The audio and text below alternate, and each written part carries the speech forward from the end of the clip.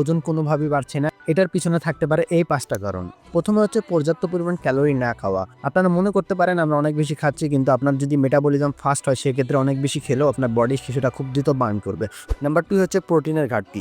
পেশি গঠনে বা মাসল বিল্ডিংয়ে প্রোটিনের গুরুত্ব অপরিসীম। সো আপনার ডায়েটে পর্যাপ্ত পরিমাণ প্রোটিন রয়েছে কিনা সেটা আগে যাচাই করুন। নাম্বার 3 হচ্ছে ঘুমের অভাব এবং স্ট্রেস।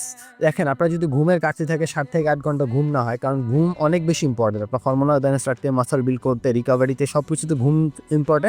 তার পাশাপাশি চেষ্টা করবেন স্ট্রেস কন্ট্রোলে রাখার। নাম্বার 4 হচ্ছে অতিরিক্ত অ্যাক্টিভ থাকা বা বেশি কার্ডিও করা। দেখেন অনেকে হচ্ছে জিমে অনেক বেশি সময় কাটায়, অনেক বেশি ওয়ার্কআউট করে, তার পাশাপাশি অনেক বেশি কার্ডিও করে, যার কারণে দেখা যায় অতিরিক্ত ক্যালোরি বার্ন হয়। সে চেষ্টা করবেন কম ওয়ার্কআউট করা, এবং যদি কার্ডিও বেশি করে থাকেন অল্প পরিমাণে করবেন।